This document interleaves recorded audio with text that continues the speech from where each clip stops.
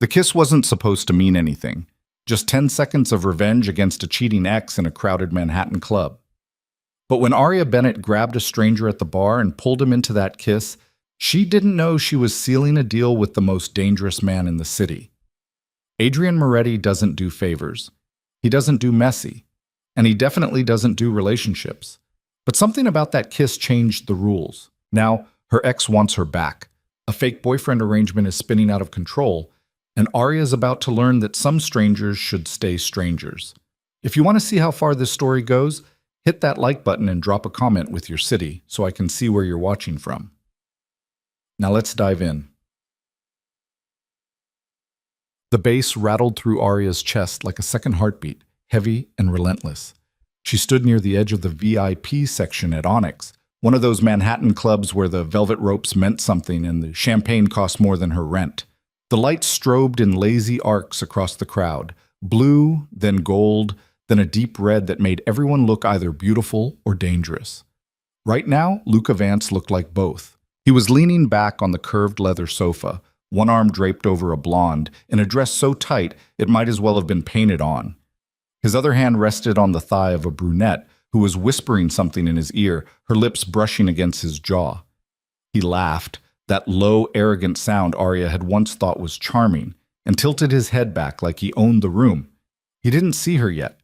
Aria's fingers tightened around the stem of her champagne glass. She'd been standing there for 2 full minutes, frozen somewhere between disbelief and rage, watching her boyfriend of 8 months treat her like she didn't exist. She'd texted him an hour ago. "Where are you?"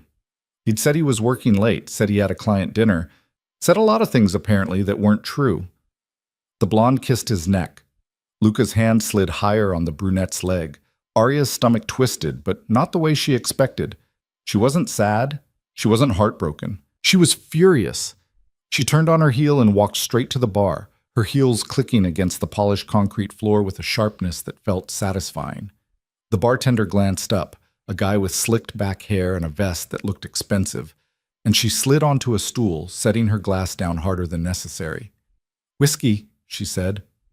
"Neat. And make it something that doesn't taste like I'm trying to impress anyone." The bartender smirked. "Rough night?" "Getting there." He poured her a double of something amber and smoky, and she downed half of it in one go. It burned, but in a good way. A clarifying way. She set the glass down and exhaled slowly, her mind spinning. 8 months. 8 months of dates and late-night conversations and planning a weekend trip to the Hamptons that he'd canceled twice. 8 months of her rearranging her schedule, her life, her priorities, while he what? Played her? Used her as a placeholder until something better walked by? She glanced back toward the VIP section. Luca was still there, still laughing, still acting like the center of the universe. The blonde was on his lap now. Aria's jaw tightened. "Another?" the bartender asked. She shook her head. "No, I need to do something stupid. That's my specialty. What are we talking? Drunk text? Karaoke? Public declaration of, 'I need someone to kiss me.'" The bartender blinked. "Come again?" Aria turned on the stool, scanning the bar. It was crowded, packed with the kind of people who thought a Tuesday night at Onyx was just another weeknight. Models, finance bros, trust fund kids. Everyone looked like they were trying too hard or not trying at all. And then she saw him. He was sitting 3 stools down, alone, one hand resting on a glass of something clear. Vodka, maybe, or gin. He wasn't looking at his phone, wasn't talking to anyone, just sitting there, still and composed, like the noise and chaos around him didn't exist. He was older than most of the crowd. Mid-30s, maybe. Dark hair, sharp jawline, a suit that fit like it had been tailored specifically for his frame. He looked expensive, controlled, the kind of man who didn't need to shout to be heard. And he looked bored. Aria stood up. Her heart was pounding now, adrenaline sharpening everything into focus. She walked over, her heels clicking in rhythm, and stopped right in front of him. He looked up. His eyes were dark, almost black in the low light, and they locked onto hers with an intensity that made her breath catch. He didn't smile, didn't frown, just waited. "I need a favor," Aria said. His gaze flicked down to her hand, still holding the whiskey glass, then back to her face. I don't do favors. You haven't heard what it is yet. Doesn't matter. She leaned in, close enough that she could smell his cologne, something clean and understated, nothing flashy. I need you to kiss me. For a moment he didn't move, didn't blink. Then slowly, one corner of his mouth lifted. Not quite a smile, more like acknowledgement of something absurd. Why? Because my boyfriend is over there, she said, nodding toward the VIP section, with his tongue down someone else's throat, and I want him to see me not give a damn. The man's gaze shifted, just for a second, toward Luca, then back to her. So this is revenge. This is closure. Same thing. Maybe, Arya straightened, squaring her shoulders. Look, if you're not interested, just say so. I'll find someone else. She started to turn, but his hand caught her wrist. Not hard, just enough to stop her. I didn't say no. She looked down at his hand, then back up at his face. His expression hadn't changed, but there was something in his eyes now, something sharp and calculating, like he was measuring her, deciding. What's your name? He asked. Arya. Arya. He said it slowly, like he was testing the weight of it. Then he let go of her wrist and stood. He was taller than she'd expected, at least 6'2", broad-shouldered, with the kind of presence that made people step out of his way without realizing they were doing it. He looked down at her, his expression unreadable. This is a bad idea. Probably. You're going to regret it. Maybe. He tilted his head slightly, studying her. Then he reached out, his hand settling on her waist with a firmness that sent a jolt through her. Then let's make it count, he said. And he kissed her. It wasn't soft, wasn't tentative. His mouth was on hers with a kind of certainty that left no room for hesitation, his hand sliding to the small of her back and pulling her closer. Arya's breath hitched, her hands coming up instinctively to his chest, and for a second she forgot why she was doing this. Forgot about Luca, forgot about the crowd, forgot about everything except the way the stranger kissed like he meant it. When he pulled back, his eyes were still on hers, dark and unreadable. That work for you? He asked. Arya blinked, her pulse racing. She turned her head just enough to see the VIP section. Luca was staring. The blonde was still on his lap, but he wasn't looking at her anymore. He was looking at Arya, his jaw tight, his eyes locked onto the man standing beside her. Yeah, Arya said quietly. That works. The man stepped back, his hand falling away from her waist. He picked up his drink, finished it in one swallow, and set the glass down on the bar. Good luck with that, he said, and started to walk away. Wait, Arya called after him. He stopped, glancing back over his shoulder. What's your name? He looked at her for a long moment, like he was deciding whether to answer. Then he said, Adrian. And he walked out. Oh, Arya didn't move for a full 10 seconds. She just stood there, her lips still tingling, her mind trying to catch up with what had just happened. Around her, the club pulsed and throbbed, oblivious. The bartender was pouring drinks. A group of girls shrieked with laughter near the dance floor. Everything was exactly the same, except it wasn't. Arya. She turned. Luca was standing 5 feet away, his expression tight and furious. The blonde and brunette were nowhere in sight. What the hell was that? He demanded. Arya picked up her whiskey glass, drained the rest of it, and set it down with a soft clink. That, she said evenly, was me moving on. Moving on? Luca's voice rose. You just kissed some random guy in the middle of a club. And you just had 2 women all over you in the VIP section, so I guess we're even. His jaw clenched. That was nothing. They were just... Save it. Arya grabbed her purse from the bar. I'm done, Luca. We're done. You don't mean that. I really do. She started toward the exit, but Luca grabbed her arm, spinning her around. You're seriously going to throw away 8 months because of some misunderstanding? Arya yanked her arm free. It's not a misunderstanding when I can see your hand halfway up someone's dress. Arya. We're done, she repeated, her voice cold. Don't call me. Don't text me. Don't show up at my apartment. Just stay away from me. She turned and walked out, pushing through the crowd and past the velvet ropes into the cool night air. The street was quieter here, just the hum of distant traffic and the muffled bass from the club behind her. She stood on the sidewalk, her chest heaving, and let the adrenaline drain out of her in one long exhale. It was over. 8 months, gone. And she felt Nothing. No tears, no regret, just a strange, hollow sense of relief. Her phone buzzed, a text from Luca. We need to talk. She blocked his number. Another buzz, a voicemail. She deleted it without listening. Arya shoved her phone into her purse and started walking. She didn't know where she was going, didn't care. She just needed to move, to put distance between herself and that club, between herself and Luca, between herself and the stupid choices that had led her here. She made it 3 blocks before she realized someone was following her. At first it was just a feeling, a prickle at the back of her neck, the sense of being watched. She slowed her pace, glancing over her shoulder. The street was mostly empty, just a couple walking their dog and a man in a suit, his phone pressed to his ear. She kept walking. The feeling didn't go away. Arya turned down a side street, her heels clicking faster now. She glanced back again. The man in the suit was still there, maybe 20 feet behind her, his phone still at his ear. Her pulse spiked. She turned another corner, walked faster. The street here was darker, fewer lights, fewer people. She could hear footsteps behind her now, steady and deliberate. Arya's hand dove into her purse, fumbling for her phone. She pulled it out, her fingers shaking, and started to dial 911. A hand closed around her wrist. She spun, her heart slamming into her throat, and found herself face to face with Adrian. "Jesus," she gasped, jerking her hand back. "You scared the hell out of me." He didn't apologize, just looked at her, his expression unreadable. "You're being followed." What?" Adrian's gaze shifted past her, toward the end of the street.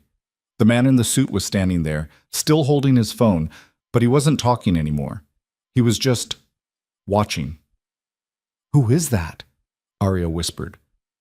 "I don't know, but he's been on you since you left the club." Her stomach dropped. "Are you serious?" Adrian didn't answer. He stepped past her, his movements calm and measured, and started walking toward the man. The man saw him coming and immediately turned, disappearing around the corner. Adrian stopped, watching him go, then turned back to Arya. "Come on," he said. Come on where?" "Somewhere that's not here." Arya hesitated. Every instinct she had was screaming at her to say no, to walk away, to not get into a stranger's car, or wherever he was planning to take her. But the alternative was standing alone on a dark street, being followed by someone she didn't know. She looked at Adrian. He was still waiting, his expression patient but firm. "Fine," she said. "But if you're a serial killer, I'm going to be really annoyed." Noted. He led her back toward the main street, where a black car was idling at the curb. The driver, a man in his 50s with silver hair and a perfectly pressed suit, stepped out and opened the back door. "Miss Bennett," he said with a polite nod. Arya blinked. "How do you know my name?" Adrian slid into the car. "Get in." She did, because apparently tonight was the night she made a series of increasingly questionable decisions. The driver closed the door behind her, and the car pulled smoothly into traffic. Inside, the silence was thick. Arya sat on one side of the leather seat, Adrian on the other, a careful distance between them. The city light slid past the tinted windows in streaks of gold and white. "So," Arya said finally, "are you going to tell me what just happened?" Adrian's gaze stayed on the window. "Someone was following you. I made sure they didn't." "Why?" "Why what?" "Why do you care? You don't know me." He turned his head, looking at her for the first time since they'd gotten in the car. His eyes were dark, unreadable, but there was something in them that made her pulse quicken. "You asked me to kiss you," he said quietly. "That makes you my problem." "Your problem?" "For now." Arya stared at him. "That's the weirdest thing anyone has ever said to me." "You'll get used to it." "I don't plan on sticking around long enough to get used to anything." Adrian's mouth twitched, almost a smile. "We'll see."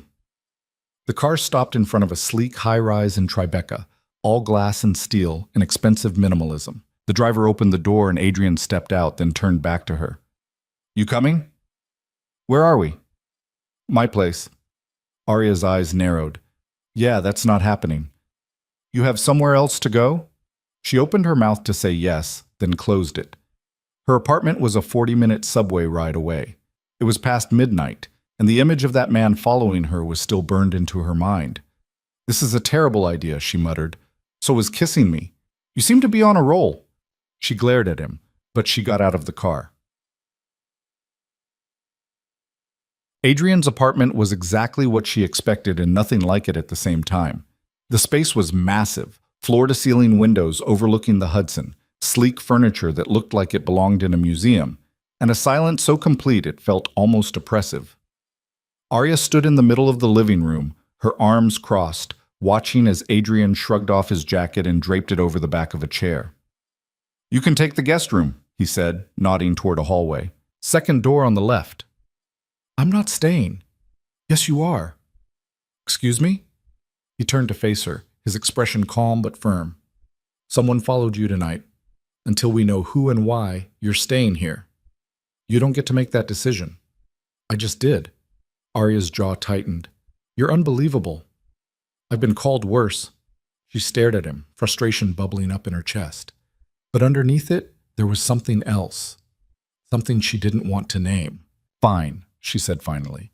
"One night, and then I'm gone." Adrian nodded. "One night." He walked past her, his footsteps quiet on the hardwood floor, and disappeared down the hallway. Arya stood there for a moment, alone in the vast, silent space, and wondered what the hell she'd just gotten herself into. The guest room was as minimalist as the rest of the apartment. White walls, a king-sized bed with crisp linens, and a single abstract painting that probably cost more than Arya's car. She sat on the edge of the bed, still fully dressed, and stared at her phone. 3 missed calls from Luca. 2 voicemails. A string of texts. "Arya, we need to talk." "This is ridiculous." "You're being dramatic. Call me back." She deleted all of them. Then she opened her messages and stared at the blank screen, her thumb hovering over the keyboard. She wanted to text someone. Her best friend, maybe. Her mom. Anyone who could tell her she wasn't losing her mind. But what would she even say? "Hey, I kissed a stranger to get back at my ex, and now I'm staying at his penthouse because someone followed me home. Totally normal Tuesday." She locked her phone and set it on the nightstand. Outside, the city hummed and glowed, indifferent. Arya lay back on the bed, still in her dress and heels, and stared at the ceiling. Sleep didn't come for a long time. When she woke, the room was filled with pale morning light. Arya sat up, disoriented, her dress wrinkled and her makeup smudged. She stumbled into the attached bathroom, splashed water on her face, and stared at her reflection. She looked like she'd been through a war. When she finally emerged, she found Adrian in the kitchen, standing at the counter with a cup of coffee in one hand and his phone in the other. He was wearing a different suit, charcoal gray this time, impeccably tailored, and he looked like he'd been awake for hours. "Morning," he said without looking up. "Morning." Arya's voice was rough. She cleared her throat. "I should go." "You should eat." He gestured to the counter where a plate of toast and eggs sat waiting. Arya hesitated, then sat down on one of the bar stools and picked up a fork. "So," she said after a few bites, "are you going to tell me who you are?" Adrian set his phone down.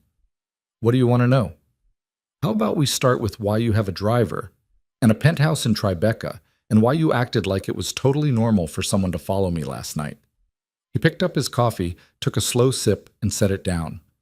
"I own a security firm. We handle high-profile clients, stalking, harassment, corporate espionage, that sort of thing." "That's vague." "It's accurate." Arya studied him. "And you just happened to be at that club last night?" "I go there sometimes. It's quiet." "Quiet?" "It's one of the loudest clubs in Manhattan." "Not if you know where to sit." She set her fork down. "You're not telling me everything." Adrian's gaze met hers, steady and unreadable. "No, I'm not." "Why?" "Because you don't need to know everything, not yet." "That's comforting." He almost smiled. "You're still here." Arya opened her mouth to argue, then stopped. He was right. She was still here, and despite every red flag, every warning bell in her head, she didn't want to leave. "I need to go home," she said quietly. "Get some clean clothes, figure out what I'm doing with my life." "I'll have Marcus drive you." "Marcus?" "My driver." "Of course you have a driver named Marcus." Adrian stood, adjusting his cuffs.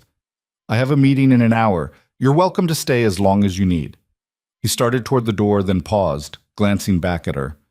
"Arya, She looked up. Don't answer the door for anyone, he said. And if Luca shows up, call me.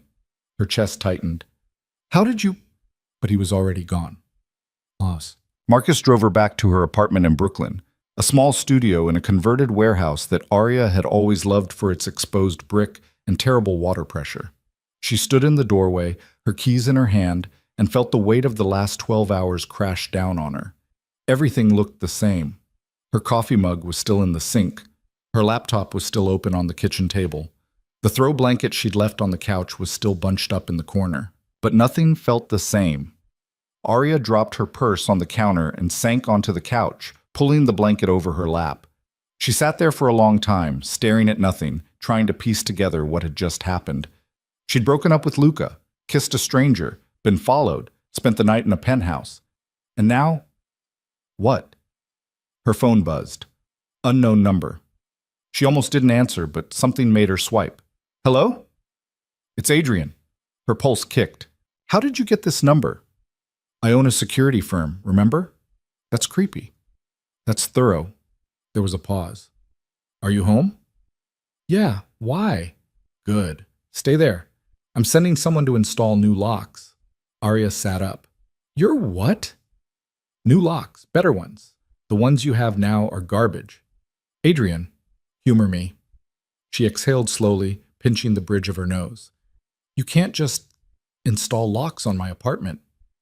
I can, and I will. This is insane. This is necessary.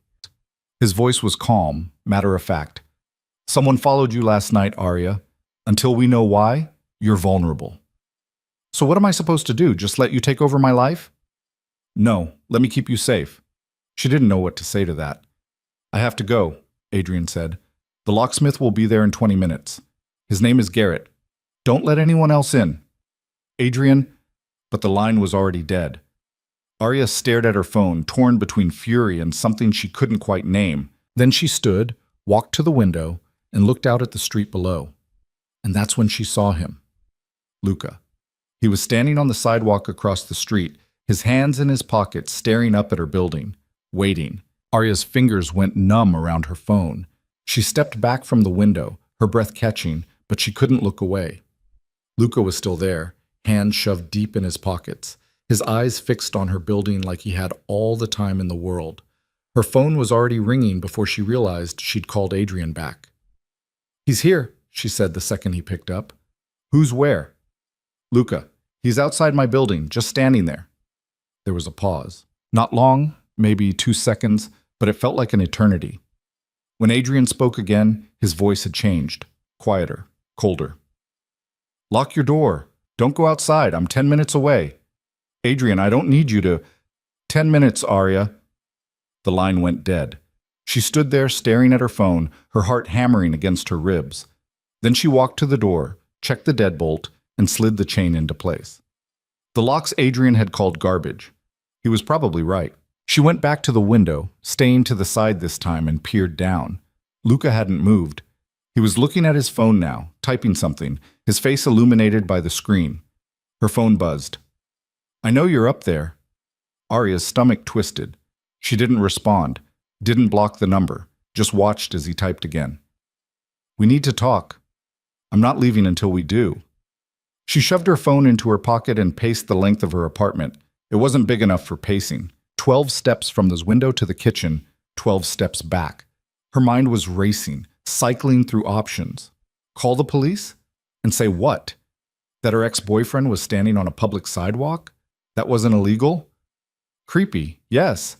Controlling, absolutely. But not illegal? Another buzz. You can't avoid me forever. Arya clenched her jaw and pulled out her phone, her thumbs flying across the screen. We're done. I told you that last night. Leave me alone. The response came within seconds. You don't mean that. You were upset. I get it.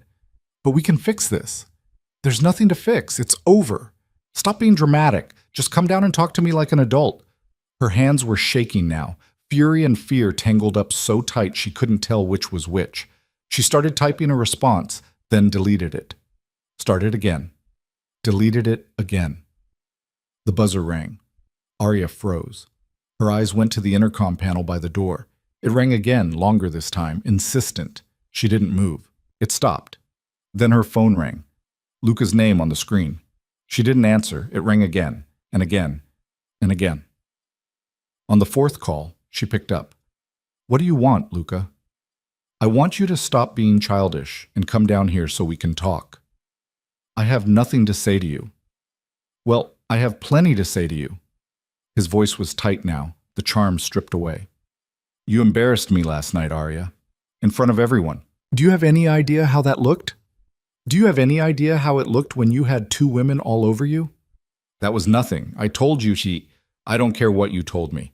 I saw what I saw, and I'm done." "You're not done. You're throwing a tantrum because you saw something you didn't understand." Arya laughed, sharp and humorless. "I understood perfectly. You're a liar and a cheat, and I'm done wasting my time." "So that's it? You're just going to walk away? After everything I've done for you? Everything you've—" She stopped, took a breath. "You know what? Yeah, that's it. I'm walking away. And if you don't leave, I'm calling the police." "For what? Standing on a sidewalk?"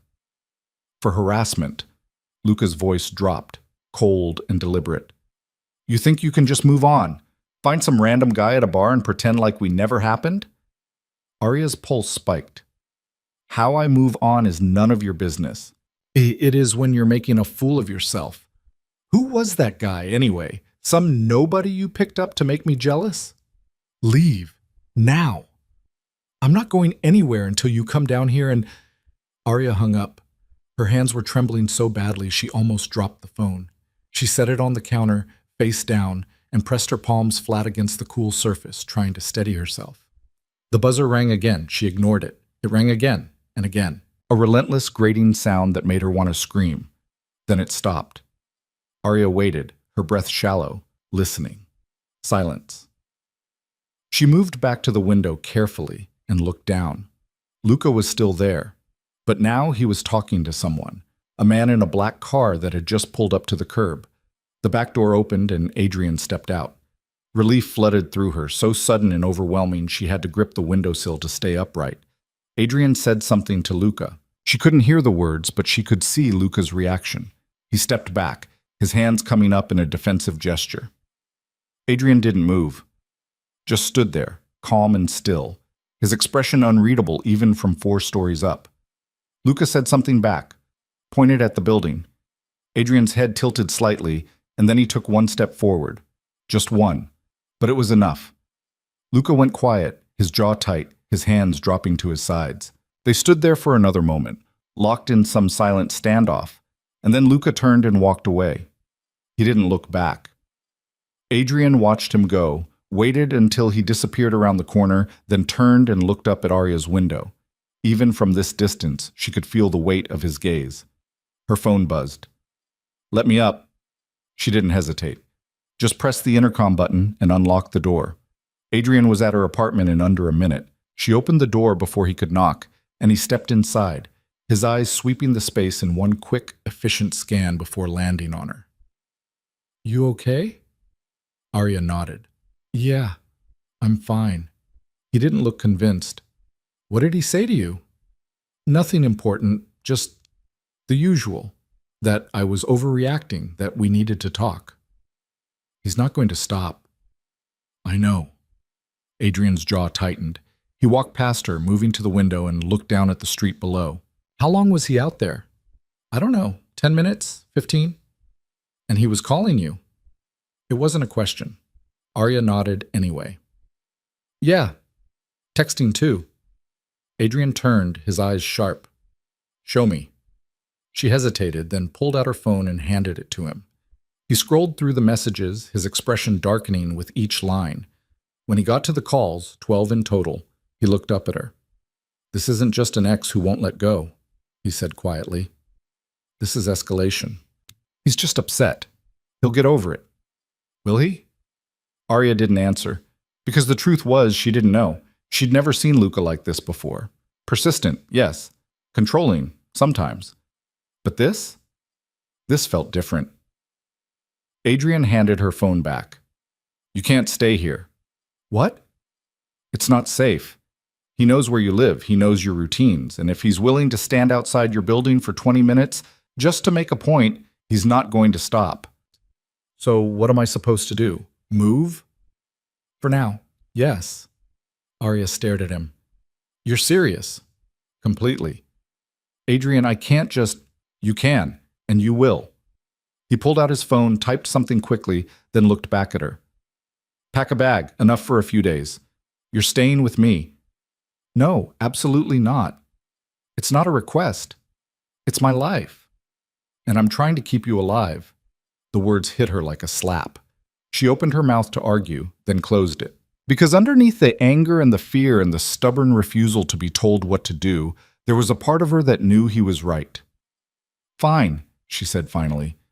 But just for a few days, until he calms down. Adrian didn't argue, just nodded. Get your things. I'll wait. Arya grabbed a duffel bag from her closet and started throwing clothes into it. Jeans, shirts, underwear, a pair of sneakers. She moved quickly, mechanically, trying not to think too hard about what she was doing. About the fact that she was leaving her apartment, her space, because of Luca. Because of a kiss that was supposed to be meaningless. When she came back out, Adrian was standing by the door, his phone to his ear. Yeah, tonight. Make sure the West guest room is ready. A pause. No, just her. Another pause. I'll explain later. He hung up and looked at her. Ready? As I'll ever be. They took the stairs instead of the elevator. Adrian insisted, and Arya didn't argue. When they reached the ground floor, he stepped out first, scanning the street, then nodded for her to follow. Marcus was waiting by the car, the back door already open. Arya slid in, and Adrian followed. The door closed, and they pulled away from the curb. Arya watched her building disappear in the side mirror, a tight knot forming in her chest. This was temporary. Just a few days. Luca would cool off, realize he was being ridiculous, and move on. And then she could go back to her life. Except she wasn't sure she believed that anymore. Adrian was silent beside her, his gaze fixed on the window. After a few minutes, he spoke. We need to set some ground rules. Arya turned to look at him. Ground rules? If you're staying with me, we do this my way. That means no going out alone, no answering the door unless I clear it first, and no contact with Luca, at all. I already blocked his number. Good, keep it that way. She crossed her arms. Anything else? Yeah. If something feels off, you tell me, immediately. No second guessing, no waiting to see if it's a big deal. Just tell me. Arya studied him, trying to read the expression on his face.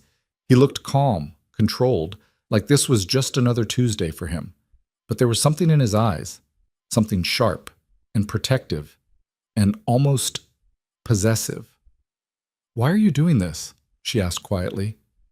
Adrian's gaze shifted to her. Doing what? All of this.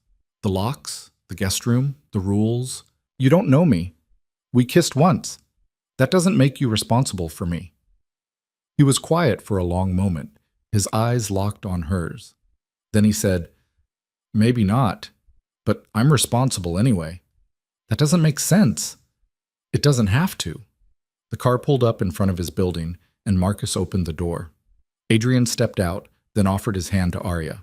She took it, her fingers brushing against his, and felt that same jolt she'd felt the night before. Electric. Unsettling. Inside the penthouse, everything was exactly as she remembered. Sleek, silent, expensive. Adrian set her bag down in the hallway and turned to her. West guest room, down the hall, last door on the right. There's a bathroom attached. Help yourself to anything you need. Thanks. He nodded, already pulling out his phone. I have some calls to make. If you need anything, just ask. Arya watched him walk away, disappearing into what she assumed was his office, and stood there for a moment, alone in the vast space. Then she picked up her bag and headed to the guest room. It was bigger than her entire studio. Floor-to-ceiling windows, a king bed with pristine white linens, a sitting area with a leather chair and a bookshelf. Arya dropped her bag on the bed and sank into the chair, staring out at the city below. This was insane. All of it. 24 hours ago, she'd been in a relationship, planning her week, living her normal, predictable life. And now she was staying in a stranger's penthouse, hiding from an ex who wouldn't take no for an answer, and tangled up with a man who kissed like he meant it and talked like he owned the world. Her phone buzzed. A text from an unknown number. Her stomach dropped. You think he can protect you? He can't. I'll be seeing you soon, Arya. Her hands went cold. She stood, her pulse racing, and walked to Adrian's office. The door was cracked open. She pushed it wider and stepped inside. Adrian was at his desk, his phone still pressed to his ear. He looked up when she entered, his expression shifting instantly from focused to alert. I'll call you back, he said into the phone, then hung up. What's wrong? Arya held out her phone. I got this. He took it, read the message, and his jaw tightened. When? Just now. He stood, already dialing a number. Stay here. Adrian, stay here. He walked out, his voice low and clipped as he spoke into the phone. Arya sank into the chair across from his desk, her hands shaking. She could hear fragments of his conversation through the open door. I need a trace on this number. Yes, now. I don't care what it takes. Get me a location. She wrapped her arms around herself, trying to steady her breathing. This was escalating, fast, and she didn't know how to stop it. Adrian came back a few minutes later, his expression grim. It's a burner, untraceable. So what do? We assume it's Luca, and we treat it like a threat. You think he'd actually hurt me? Adrian's eyes met hers, dark and serious. I think he's unstable, and unstable people do unpredictable things. Arya's chest tightened. This is crazy. I just wanted to end a relationship. I didn't ask for any of this. I know. Adrian's voice softened, just slightly. But you're in it now, and I'm not letting anything happen to you. Why? The word came out sharper than she intended. Why do you care so much? He didn't answer right away, just looked at her, something unreadable flickering across his face. Then he said, because you asked me to kiss you, and I said yes. That makes you mine to protect. I'm not yours. Not yet. The air between them shifted, charged with something Arya couldn't name. She stood, needing to move, needing to break whatever this was. I need some air, she said. No. Adrian, no. Not until we know what we're dealing with. She glared at him. You can't keep me locked up in here. Watch me. They stood there, locked in a silent standoff, until Arya's phone buzzed again. They both looked down at it. Another text. Same number. 1 month. That's all I'm giving you. 1 month to come back. After that, things get complicated. Adrian took the phone from her hand, his expression cold. He's playing games. What kind of games? The kind that end badly. He looked at her. I need you to trust me. I don't even know you. Then get to know me, but trust me anyway. Arya wanted to argue, wanted to push back, to take control of her own life again, but the truth was, she was scared, and Adrian was the only thing standing between her and whatever Luca was planning. Fine, she said quietly. I'll trust you. For now. Adrian nodded. That's all I need. He handed her phone back, then turned and walked to the window, his hands in his pockets. Arya watched him, trying to piece together who this man was, what he wanted, why he was doing all of this for someone he barely knew. Can I ask you something? She said. Depends on the question.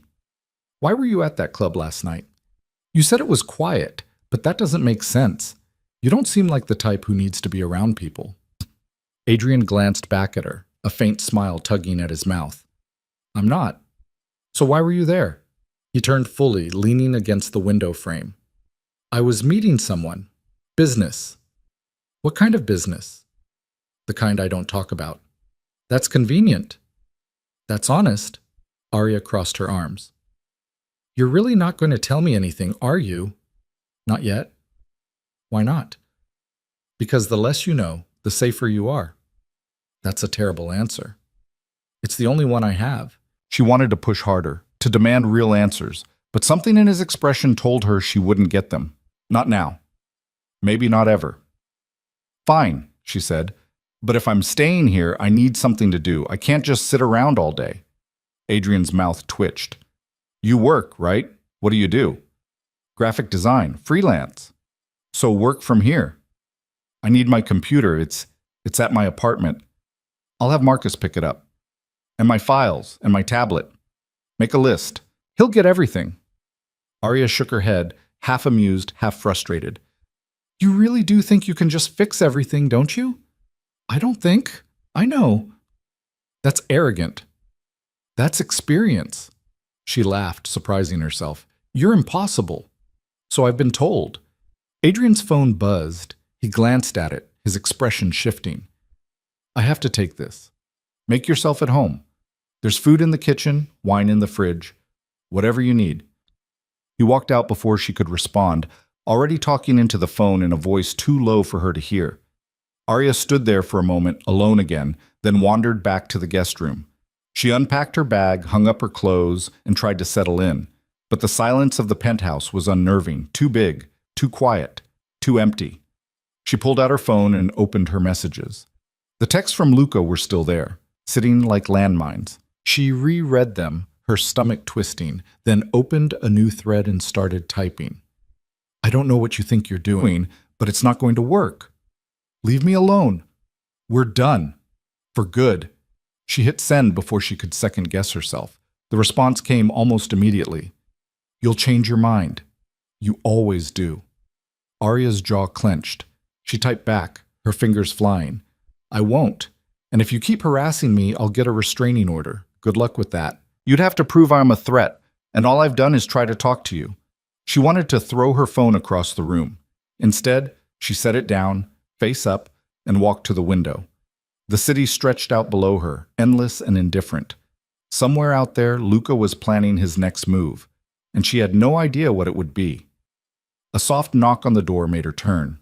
Adrian stepped inside, his expression careful. You okay? No, but I will be. He nodded, like that was answer enough. I'm ordering dinner. Any preferences? I don't care. Whatever's fine. Italian okay? Sure. He started to leave, then paused. Arya. Yeah? You did the right thing, ending it with him. Doesn't feel like it. It will. Eventually. He left, and Arya sank onto the bed, staring at the ceiling. She wanted to believe him, wanted to believe that this would all blow over, that Luca would move on, that her life would go back to normal. But deep down, she knew it wouldn't, because nothing about this was normal, and the man in the other room, the one who'd kissed her like it meant something, who'd sent a locksmith to her apartment, who'd just ordered her dinner like it was the most natural thing in the world, was anything but ordinary. Dinner arrived an hour later. Adrian set the table in the dining room, an absurdly long slab of dark wood that could have seated 20, and they ate in near silence. Arya picked at her pasta, her appetite gone. Adrian ate methodically, his gaze occasionally flicking to her. You should eat, he said. I'm not hungry. You need to eat anyway. She set down her fork. Do you always tell people what to do? Only when they're not taking care of themselves. I can take care of myself. Can you?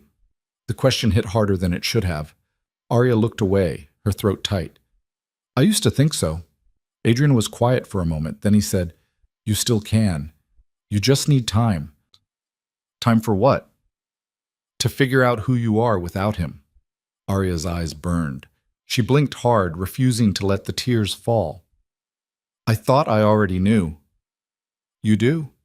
You're just remembering. She looked at him, really looked at him, and saw something in his eyes she hadn't expected.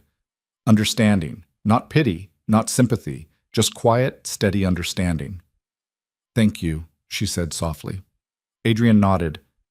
Finish your dinner. She did. Not because she was hungry, but because he was right. She needed to take care of herself. And if that meant forcing down pasta she didn't want, so be it. After dinner, Adrian disappeared into his office again, and Arya retreated to the guest room.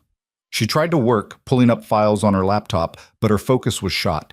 Every time her phone buzzed, her heart jumped. Every creak of the building, every distant siren, made her tense. Around 11, she gave up and got ready for bed. She brushed her teeth, changed into an oversized t-shirt, and climbed under the covers. But sleep didn't come. She lay there staring at the ceiling, her mind racing. A soft knock on the door made her sit up. Yeah? Adrian pushed the door open slightly. He was still dressed, minus the jacket, his shirt sleeves rolled up to his elbows. Can't sleep? He asked. How'd you know? Your light's still on. Arya pulled the blanket up to her chest. I'm fine. You're not, but that's okay. He stepped into the room, just far enough to lean against the doorframe. You want to talk about it? About what? Whatever's keeping you awake. She laughed, bitter and tired. Where do I even start? Wherever you want. Arya looked at him, this man who'd upended her entire life in less than 48 hours, and felt something shift in her chest. Something dangerous. I keep thinking about what you said, she admitted, about figuring out who I am without Luca. And I realized, I don't know if I ever really knew. I spent so much time trying to be what he wanted that I forgot what I wanted. Adrian's expression softened. So, figure it out now. It's not that simple. It is. You just think it isn't. She shook her head. You make everything sound so easy. That's because most things are. People just complicate them. And what about you? Are you simple or complicated? Adrian smiled, slow and dangerous. I'm whatever I need to be. Arya's pulse quickened. That's not an answer. It's the only one you're getting tonight. He pushed off the doorframe, started to leave, then paused. Get some sleep, Arya. Tomorrow's going to be a long day. Why? What's happening tomorrow? We're going to deal with Luca, permanently. And before she could ask what that meant, he was gone. Arya didn't sleep. She lay there for hours, Adrian's words circling in her mind like vultures. Deal with Luca, permanently. What did that even mean? And why did the way he said it, calm, certain, final, make her skin prickle with something between fear and relief? By the time dawn crept through the windows, painting the city in shades of gray and gold, she'd given up on rest entirely. She showered, dressed in jeans and a sweater, and padded barefoot into the kitchen. Adrian was already there, standing at the counter with a cup of coffee in one hand and his phone in the other. He looked like he hadn't slept either, but somehow he wore exhaustion like tailoring, perfectly controlled, nothing out of place. He glanced up when she entered. Morning. Morning. Arya went straight for the coffee pot, poured herself a cup, and leaned against the counter. So, you want to tell me what you meant last night? About? Dealing with Luca. Permanently. Adrian set his phone down. I meant exactly what I said. That's not an explanation. It's all you need right now. Arya's jaw tightened. You know what? I'm getting really tired of you deciding what I need and don't need to know. Then stop asking questions you're not ready to hear the answers to. How do you know I'm not ready? Adrian's gaze locked onto hers, steady and unyielding. Because if I told you everything right now, you'd walk out that door, and I can't let you do that. You can't let me... She stopped, set her coffee down hard enough that it sloshed over the rim. You don't get to control my life, Adrian. I don't care how many locks you install or how many guest rooms you offer. I'm not your responsibility. You became my responsibility the second you kissed me. That's insane. That's the truth. They stared at each other, the silence thick and crackling. Arya wanted to scream at him, wanted to storm out, wanted to take back every decision that had led her here. But underneath all that fury was something else, something quieter, something that whispered maybe, just maybe, she didn't want to leave at all. The buzzer rang, shattering the moment. Adrian's expression shifted instantly, going sharp and cold. He moved to the intercom panel, pressed a button. Yeah. It's Garrett, Mr. Moretti. Got the items from Miss Bennett's apartment. Adrian buzzed him up, then turned to Arya. Your computer and files. I had him pick them up this morning. You what? You said you needed them, so I got them. Arya opened her mouth, closed it. Because what was she supposed to say? Thank you for breaking into my apartment? Or maybe stop making decisions for me? Before she could decide, there was a knock at the door. Adrian opened it, and a man in his 40s with graying hair and weathered hands stepped inside, carrying a large box. Morning, sir. Everything's here. Computer, tablet, external hard drive, that lamp she had on her desk. You took my lamp? Garrett looked at her, then at Adrian. You said everything she might need. I did. Adrian took the box, set it on the counter. Thanks, Garrett. Anything unusual? Place was clean. No signs of forced entry, no one hanging around outside. But Garrett hesitated, glancing at Arya, then back to Adrian. There was a car parked across the street. Black sedan, tinted windows. Stayed there the whole time I was inside. Adrian's jaw tightened. Plates? I got 'em. Garrett pulled a folded piece of paper from his pocket and handed it over. Ran them already. Registered to a rental company. Corporate account. Name? Vance Industries. The room went cold. Arya's stomach dropped. Luca's family owns Vance Industries. Adrian didn't look surprised, just nodded slowly, like this was confirmation of something he'd already suspected. Anything else? Guy in the driver's seat, big, clean-cut, ex-military type. Didn't get out, didn't move, just watched. Get me a photo? Garrett shook his head. Windows were too dark, but I got the make and model. I'll send you everything. Adrian handed him a folded bill that looked like it had a lot of zeros. Good work. Keep an eye on her building. Anyone comes around asking questions, I want to know immediately. You got it, Garrett nodded to Arya. Ma'am? And then he was gone. Arya stood there, her hands gripping the edge of the counter, trying to process what she'd just heard. He had someone watching my apartment. Yes. Why? Because he's not going to let this go. But why? We dated for 8 months. It's not like we were engaged or... She stopped, her breath catching. You think this is about more than just the breakup? Adrian's eyes met hers. I know it is. How? Because men like Luca don't send surveillance teams to watch their exes. They do it when they're protecting something or trying to get something back. I don't have anything he wants. Are you sure? Arya thought about it, really thought about it. Her mind raced through the last 8 months, trying to find anything that would make her worth this kind of attention. She was a freelance graphic designer. She didn't have money, didn't have connections, didn't have access to anything that mattered. Except, oh my God, she whispered. Adrian's expression shifted. What? 3 months ago, Luca asked me to design some marketing materials for Vance Industries, brochures, presentations, a whole rebrand package. I did it as a favor. He said it was a new division they were launching. Import-export, something like that. Did you keep copies? Of course, I keep everything. It's all on my external hard drive. Adrian moved fast. He opened the box Garrett had brought, pulled out the hard drive, and plugged it into his laptop. His fingers flew across the keyboard, pulling up files, scanning through them with a focus that made Arya's pulse spike. This, he said quietly. These aren't marketing materials. Arya moved closer, looking over his shoulder at the screen. The documents looked normal at first glance. Sleek layouts, professional copy, images of shipping containers and warehouses. But Adrian was zooming in on something in the corner of one of the images. A shipping manifest. And the numbers on it didn't match the text. What am I looking at? She asked. Encrypted data, hidden in the image files.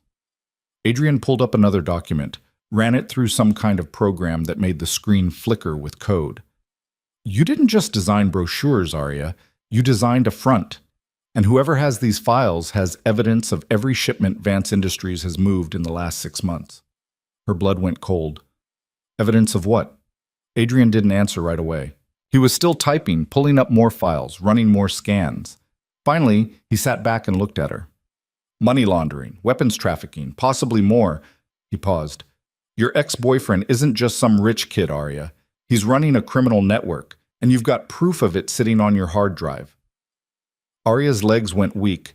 She grabbed the back of Adrian's chair to steady herself. That's not possible. Luca's an ass, but he's not a criminal. Then explain the surveillance team. Explain the threatening texts. Explain why he's so desperate to get you back that he's willing to risk everything. She couldn't, because every piece of it fit together in a way that made her stomach turn. He used me, she said quietly. He knew I'd keep copies. He probably counted on it. And when I broke up with him, you became a liability.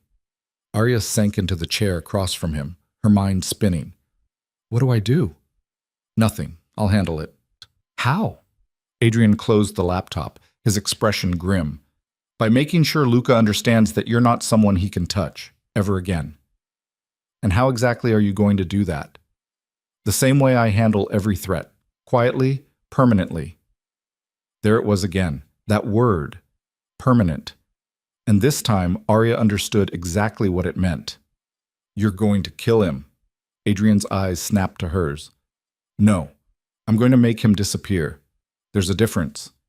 Not much of one. There is when it matters. He stood, his movements controlled but tense. Luca's connected.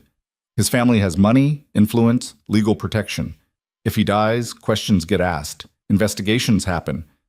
But if he just goes away, if he leaves the country, takes a deal, disappears into the system, no one asks questions. They just move on. Arya stared at him. Who are you? Adrian's mouth curved, but it wasn't a smile. Someone who solves problems. That's not an answer. It's the only one I'm giving you. She wanted to push, to demand the truth, but something in his expression told her she wouldn't get it. Not yet. Maybe not ever. Her phone buzzed. She pulled it out, saw the notification, and her blood ran cold. Unknown number. Again. I know you're with him, and I know what you took. Give it back, and maybe we can work this out. Keep it, and I'll make sure you regret every second of that kiss. Arya's hand shook as she handed the phone to Adrian. He read the message, his jaw tightening, then set it down on the counter with deliberate care. He's escalating, Adrian said. Faster than I expected. What does that mean? It means we don't have as much time as I thought. He pulled out his own phone, dialed a number. I need a meeting, tonight. No, I don't care. Make it happen. He hung up, then looked at Arya. Pack an overnight bag. Why? Where are we going? Somewhere Luca can't follow. Somewhere he won't think to look. Hey, Adrian, trust me. And because she didn't know what else to do, because the walls were closing in and the threats were getting louder, and the only person standing between her and chaos was this man she barely knew, she nodded. Okay, I trust you. Adrian's expression softened, just for a second. Then it was gone, replaced by that cool, controlled mask he wore so well. Good. Be ready in an hour. He walked out, already dialing another number, his voice low and clipped.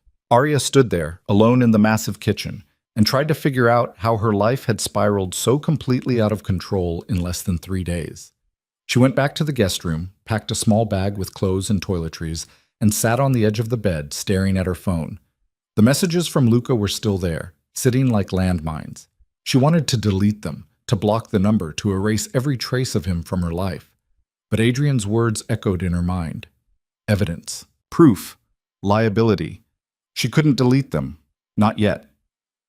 An hour later, Marcus was waiting by the car. Adrian appeared in the hallway, dressed in dark jeans and a black jacket that somehow made him look even more dangerous than the suits. He took Arya's bag without a word and led her downstairs. The drive was silent. Arya watched the city blur past the windows, the familiar streets giving way to unfamiliar ones, until they were crossing a bridge and leaving Manhattan behind entirely. She didn't ask where they were going, didn't ask how long they'd be gone. She just sat there, numb and exhausted and trying not to think about what came next. They drove for over an hour, the buildings and lights fading into trees and darkness, until Marcus turned onto a narrow road that wound through dense forest. Finally, they stopped in front of a house. No, a compound. High walls, iron gates, security cameras everywhere. The gates opened. They drove through. The house itself was massive, sprawling across the property like something out of a magazine, all stone and glass and clean lines. Arya stepped out of the car, her breath misting in the cold night air, and stared. Where are we? Upstate, Adrian said. One of my properties. No one knows about it except the people I trust. And how many people is that? 3, including you. He led her inside through a foyer that opened into a living room with floor-to-ceiling windows overlooking a lake. The water was black and still, reflecting the moonlight like a mirror. There's food in the kitchen, Adrian said. Bedrooms upstairs. Pick whichever one you want. I'll be in the office if you need me. Adrian, wait. He stopped, turned. How long are we staying here? As long as it takes.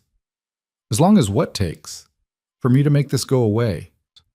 And before she could ask anything else, he was gone. Arya stood there, alone in the vast, silent house, and felt the weight of everything crash down on her. She'd run.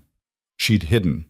She'd let a stranger take control of her life because she didn't know what else to do. And now she was trapped in a house in the middle of nowhere, waiting for a man she barely knew to fix a problem she didn't even fully understand. She walked to the window, pressed her forehead against the cool glass, and let out a long, shaky breath. Somewhere out there, Luca was planning his next move. And somewhere in this house, Adrian was planning his, and she was caught in the middle with no idea which one scared her more. Hours passed. Arya tried to sleep but couldn't, tried to eat but had no appetite. Finally, around midnight, she gave up and went looking for Adrian. She found him in a room at the end of the hall, sitting at a desk covered in papers and laptops, his face illuminated by the blue glow of the screens. He didn't look up when she entered. "Can't sleep?" he asked. "No." "Join the club." Arya moved closer, peering at the screens. They were filled with documents, photos, surveillance footage. She recognized Luca in some of them, and in others, men she'd never seen before. Hard-looking men with cold eyes and expensive suits. "Who are they?" she asked. "Luca's associates. The people he works for. The people who'll come after you if we don't handle this right." Her stomach twisted. "And you're going to stop them?" "I'm going to make them an offer they can't refuse." "Which is?" Adrian finally looked at her. "Luca in exchange for your safety. Permanently." Arya's breath caught. "You're going to give him to them." "I'm going to give them what they want, which is the evidence on your hard drive and the person responsible for letting it slip through the cracks." "Luca. Luca." She sank into the chair across from him. "He'll never agree to that. He won't have a choice." "Why are you doing this?" The question came out raw, desperate. "You could have just walked away. Let me deal with this on my own." "But you didn't. Why?" Adrian was quiet for a long moment. Then he closed his laptop and looked at her, really looked at her, his dark eyes searching hers. "Because when you kissed me," he said quietly, "it wasn't an act. You meant it, even if you didn't realize it at the time. And I haven't been able to stop thinking about it since." Arya's heart stuttered. "Adrian, I'm not a good man, Arya. I do things that would horrify you if you knew the details. I've built an empire on violence and fear and control. But when you walked up to me in that club and asked me for a favor, something shifted, and now I can't walk away, even if I wanted to." She didn't know what to say, couldn't find the words, so she did the only thing that made sense. She leaned across the desk and kissed him. It was different this time. Slower, deeper. Not a performance or a statement or revenge. Just them. In the darkness, with nothing between them but truth. When she pulled back, Adrian's hand was in her hair, his forehead resting against hers. "This is a bad idea," he murmured. "Probably. You're going to regret it." "Maybe." His mouth curved against hers. "Then let's make it count."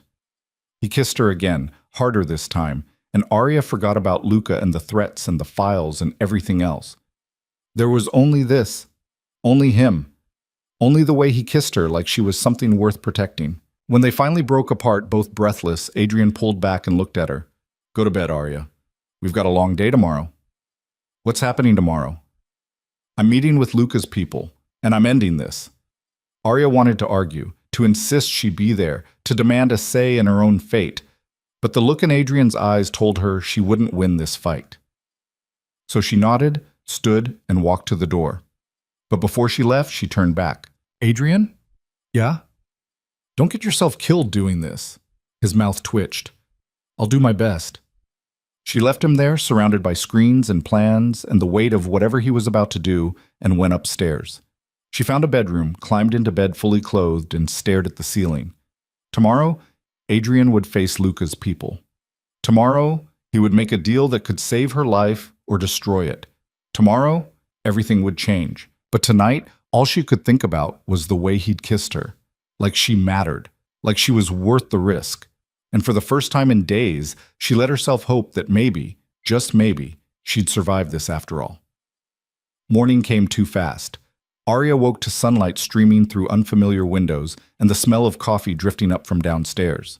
She got up, splashed water on her face, and went to find Adrian. He was in the kitchen, dressed in a dark suit that made him look every inch the dangerous man he claimed to be. He glanced up when she entered. "Sleep?" "A little." "You?" "Enough." She poured herself coffee, her hands shaking slightly. "So what's the plan?" "I meet with them at 2, neutral location. I give them the files. They give me assurances about your safety. And Luca? They'll handle him. He's a loose end they can't afford. Arya's stomach turned. You're sending him to his death. I'm sending him to face the consequences of his choices. What happens after that isn't on me. How can you be so calm about this?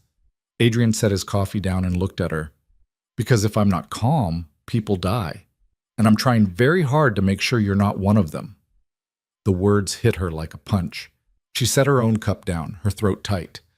I don't want you to get hurt because of me. I won't. You can't promise that. Watch me. They stood there, the space between them charged with everything they weren't saying. Finally, Adrian crossed the distance and cupped her face in his hands. I'm going to fix this, he said quietly, and when I do, you're going to have your life back.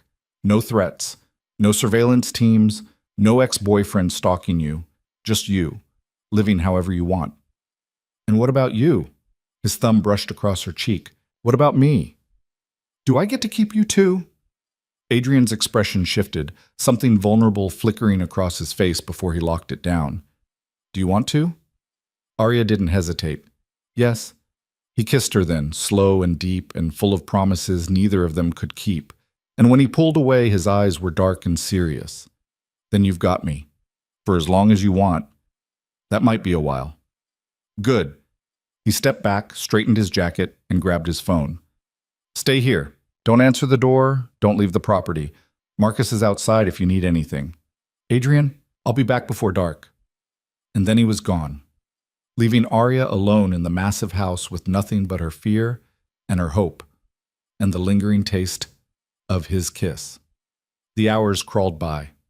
Arya tried to work, tried to distract herself, but her mind kept circling back to Adrian and whatever meeting he was walking into. She paced the length of the house, counted the minutes, watched the sun arc across the sky. At 3:30, her phone buzzed. Unknown number. Her heart stopped. He thinks he can save you. He can't. By tonight, you'll understand exactly who you're dealing with, and you'll come back to me. They always do.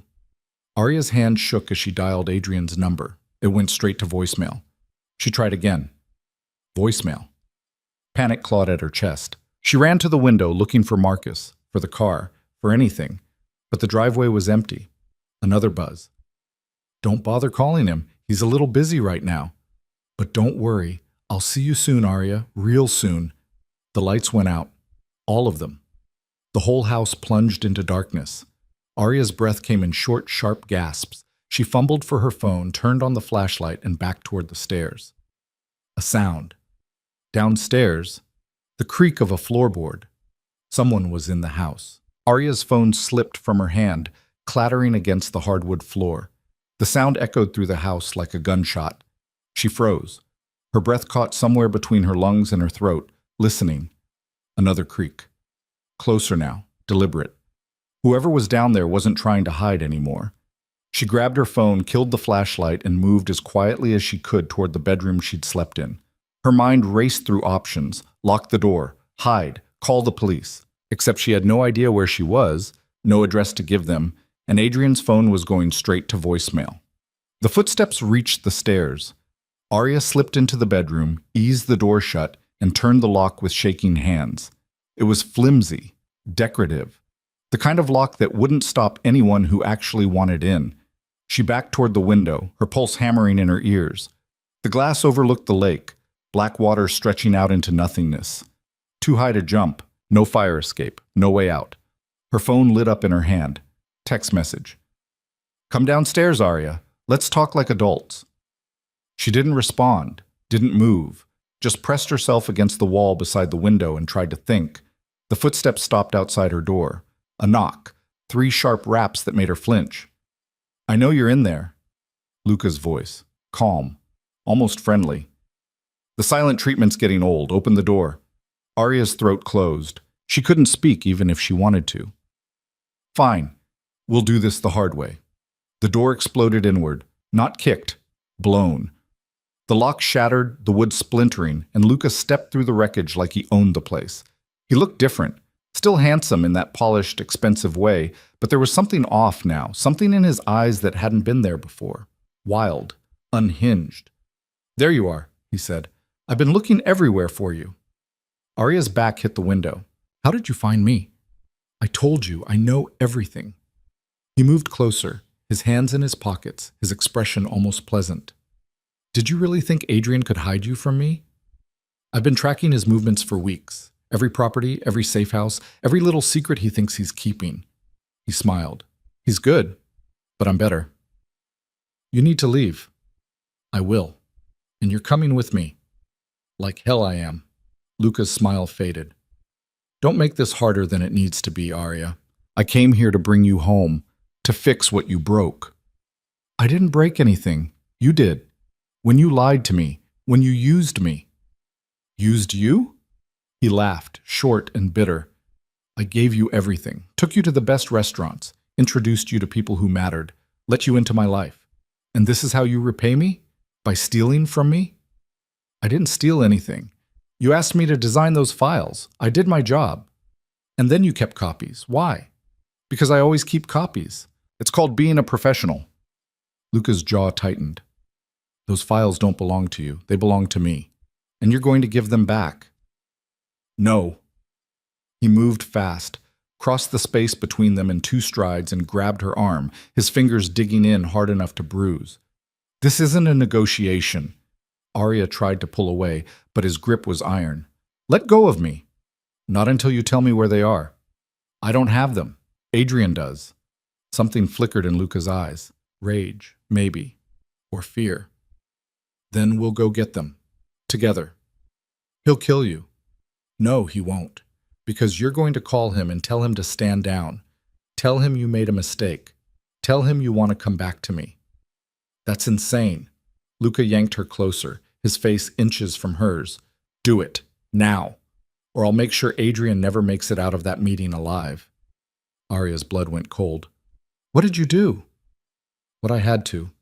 I told you, Arya, I know everything. I know where he is right now. I know who he's meeting with. And I know exactly how to make sure he doesn't walk out of that room. You're bluffing. Am I? He pulled out his phone, showed her the screen, a video feed, live. Adrian sitting at a table in what looked like a warehouse, surrounded by men in suits. One phone call, that's all it takes. One call, and they put a bullet in his head. Arya's legs nearly gave out. No, please. Then do what I'm asking. Call him. Tell him to give me back what's mine. Her hands were shaking so badly she could barely hold her phone.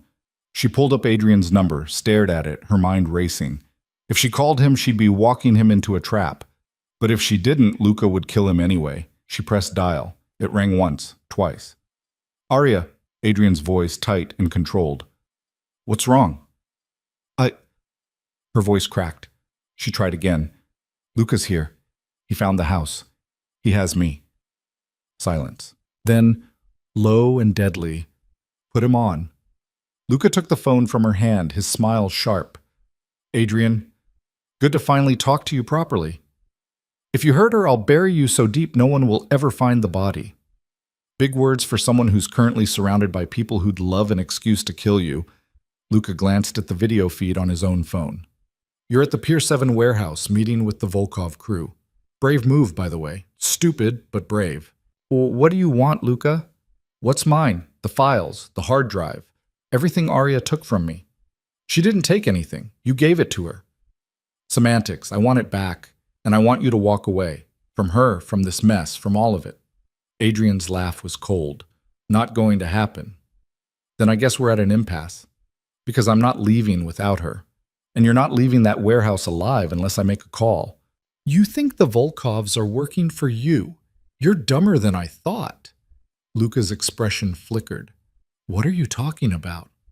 I'm talking about the fact that I've been planning this for 3 days. You think I walked into this blind? I've got leverage you don't even know about.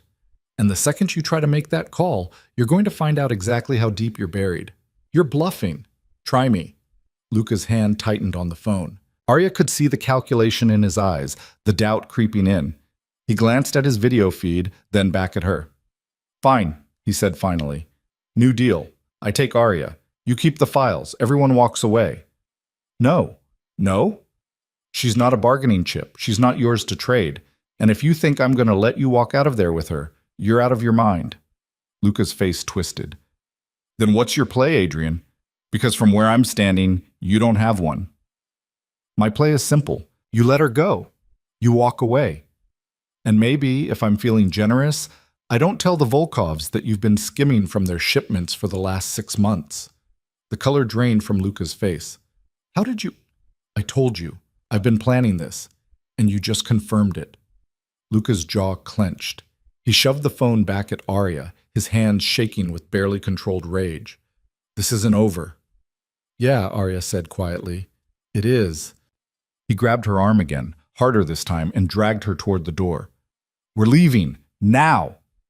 Arya tried to dig her heels in, but he was stronger, and her feet slid uselessly across the floor. Let go of me! Shut up. They were halfway down the stairs when the front door crashed open. Adrian stood in the doorway, his suit jacket gone, his shirt untucked, a gun in his hand. He looked calm, almost bored, but his eyes were black fire. Let her go, Luca. Luca stopped, yanking Arya against his chest and using her as a shield. You shoot me! You hit her! I don't miss! You willing to risk it? Adrian's gaze flicked to Arya. She saw something in his expression that made her chest tighten. Not fear, not hesitation, just cold, absolute certainty. Arya, he said quietly. Drop. She didn't think. Just let her legs collapse, her weight dragging down in Luca's grip. He stumbled, his hold loosening for a fraction of a second, and Adrian moved. One shot, clean, precise. Luca screamed, his hand flying to his shoulder, and Arya scrambled away, hitting the floor hard. Adrian was on him in seconds, kicking the gun Luca had been reaching for across the room and pressing his own to Luca's temple. I told you, Adrian said, his voice ice. Don't touch her. Luca was on his knees, blood seeping through his fingers, his face pale. You shot me. You actually shot me. You're lucky that's all I did. Adrian glanced at Arya. You okay? She nodded, her breath coming in short gasps. Yeah, I'm okay. Good. He looked back at Luca. Here's what's going to happen. You're going to tell me everything. Who you're working for, where the shipments are going, every name on your payroll. And if I even think you're lying, I'm going to put the next bullet somewhere a lot more permanent. I'm not telling you anything. Adrian cocked the gun. Wrong answer. Wait, Luca's voice cracked. Wait, okay, I'll talk. Just don't. The door burst open again. 3 men in black tactical gear flooded in, guns raised. Arya's heart stopped. But Adrian didn't flinch, just sighed. Took you long enough.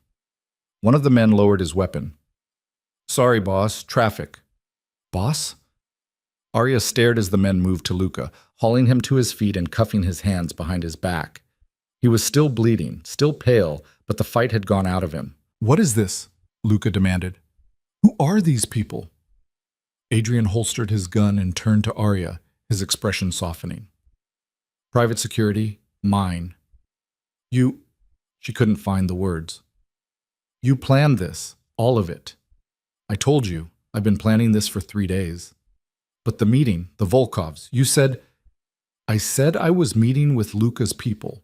I never said it was a negotiation. He glanced at the men. Take him to the facility. I'll deal with him later. They dragged Luca toward the door. He looked back at Arya, his face twisted with rage and desperation. This isn't over, Arya, you hear me? This isn't... One of the men hit him, not hard, but enough to shut him up. And then they were gone, the door slamming behind them. The silence was deafening. Arya stood there, her whole body shaking, trying to process what had just happened. Adrian crossed the space between them and pulled her into his arms. She collapsed against him, her fingers clutching his shirt, her breath coming in ragged sobs. It's over, he said quietly. He can't hurt you anymore. You shot him. I did. You could have killed him. I could have, but I didn't. Because you're not the kind of person who wants that on your conscience. She pulled back, looking up at him. How did you know I'd drop when you told me to? I didn't, but I trusted you. That's insane. That's us. Arya laughed, the sound half hysterical, half relieved. Who are you, Adrian? Really? He cupped her face in his hands, his thumb brushing away a tear she didn't know had fallen. Someone who's very good at solving problems, and very bad at walking away from people who matter. I matter? More than you know. He kissed her then, slow and deep, and Arya let herself fall into it. Into him. Into the terrifying, impossible reality that this man, this dangerous, complicated, impossibly protective man, had just upended his entire world to keep her safe. When they finally broke apart, Adrian rested his forehead against hers. Come on, let's get out of here. Where are we going? Somewhere Luca's people can't follow. Somewhere safe. Safer than a compound with armed guards? Much safer. He led her outside where Marcus was waiting by the car. The older man's expression was carefully neutral, but Arya saw the concern in his eyes. Everything all right, sir? It will be. Take us to the city house. Yes, sir. They drove in silence, Arya tucked against Adrian's side, his arm around her shoulders. She should have been exhausted, terrified, traumatized, but all she felt was numb. What's going to happen to him? She asked quietly. To Luca? He's going to answer questions, a lot of them, and then he's going to disappear. You're really going to make him disappear? I'm going to give him a choice. Cooperate and relocate somewhere far away or face the people he's been stealing from. Most people choose the first option. And if he doesn't, Adrian's arm tightened around her. Then he doesn't. But either way, he's out of your life. Permanently. Arya closed her eyes. I should feel guilty for what's happening to him, but I don't. That's because you're finally seeing him for what he is, not who you wanted him to be. And what is he? A coward who used you, who tried to control you, who thought he could own you. Adrian's voice went quiet. You deserve better than that. Do I?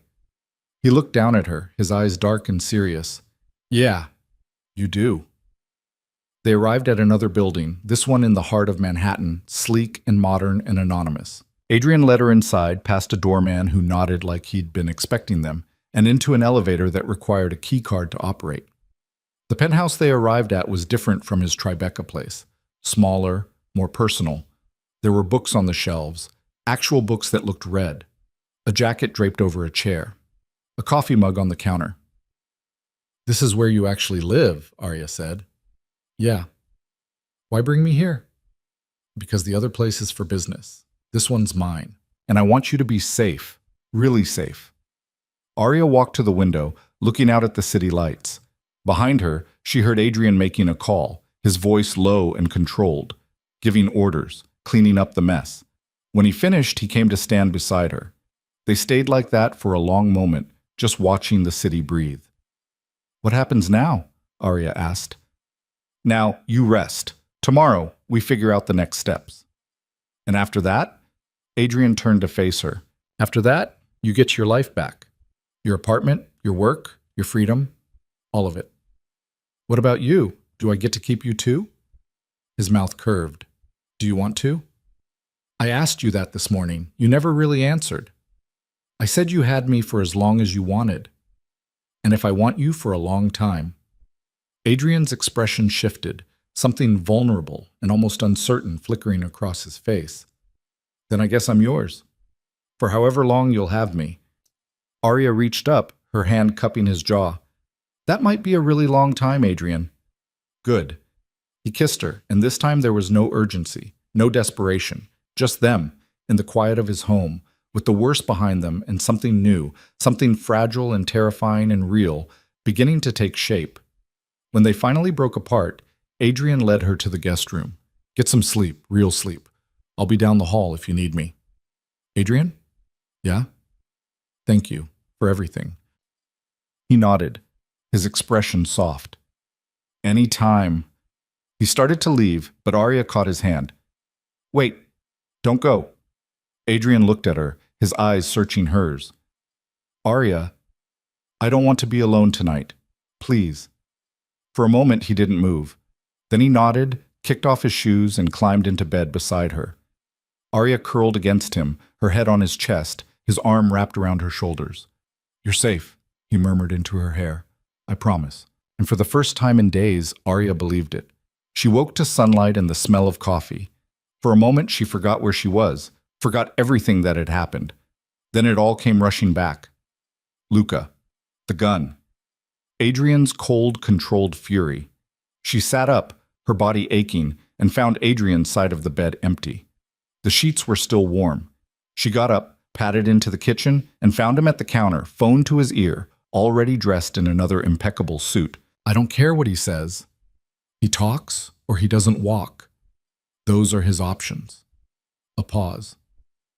Good. Keep me updated. He hung up, turned, and saw her. His expression softened immediately. Morning. How'd you sleep? Better than I expected. What was that about? Luca, he's cooperating. Arya's stomach twisted. What's he telling you?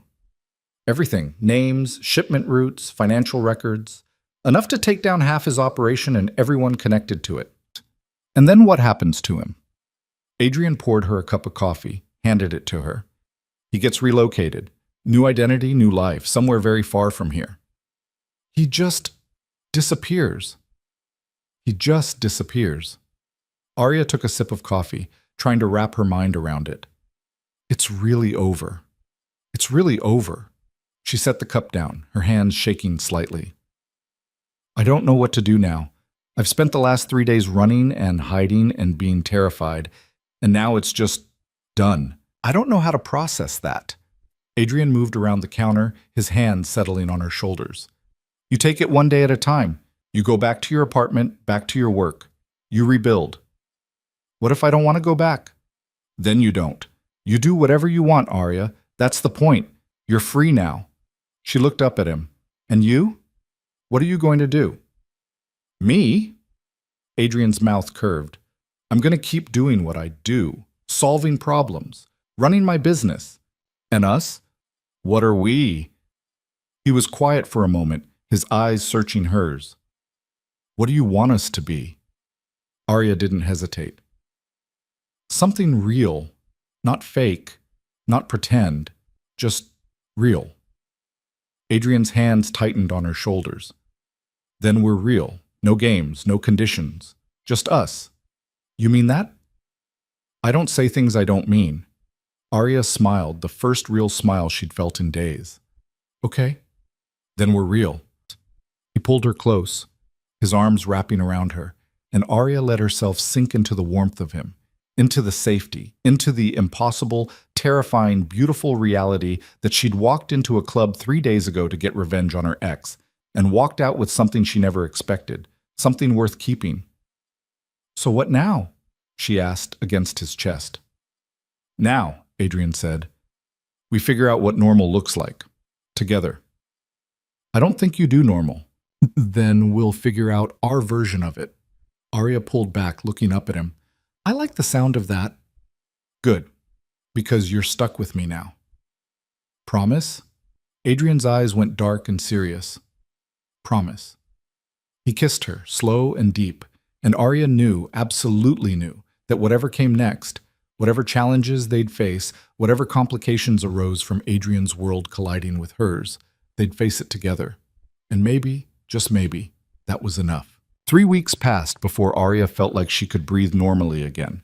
3 weeks of waking up in Adrian's apartment, of coffee in the kitchen while he took calls in his office, of learning the rhythm of his life and trying to figure out where she fit into it. She went back to her apartment on day 4, Adrian insisting Marcus drive her and wait outside while she packed more clothes.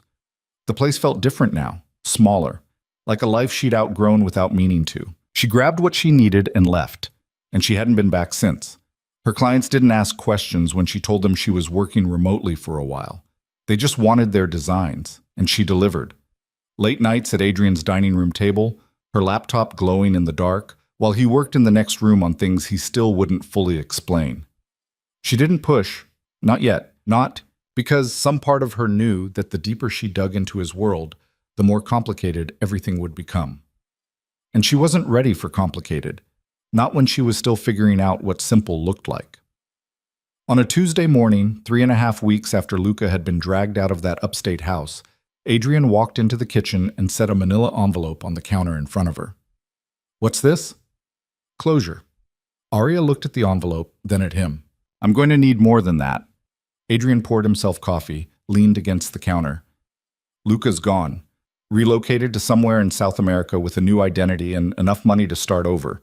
The Volkovs got what they needed, evidence, names, enough to dismantle his entire network. And you, he nodded at the envelope, you're officially untouchable. Arya opened it with shaking hands. Inside were legal documents, dense with language she didn't fully understand, but the gist was clear. Protection agreements. Immunity. A paper trail that made it abundantly clear she'd been an unwitting pawn, not a participant. How did you do this? I know people. They owe me favors. I called them in. She set the papers down, her throat tight. He's really gone. He's really gone, and he can't come back, ever. The Volkovs made that very clear to him. Arya should have felt relief, should have felt free, and she did mostly. But underneath it was something else, something that felt uncomfortably like guilt. You okay? Adrian asked. I don't know. I should be happy, right? This is what I wanted. But I keep thinking about how his whole life just ended. Because of me. Because of him, Adrian corrected. He made the choices that got him here. You were just the catalyst. That doesn't make me feel better. Adrian set his coffee down and moved closer, his hands settling on her shoulders. You know what I've learned? People like Luca, they don't change. They just get better at hiding. If it wasn't you, it would have been someone else. Eventually, he would have pushed too far, taken too much, and it would have ended the same way. You didn't destroy his life, Arya. You just expedited the inevitable.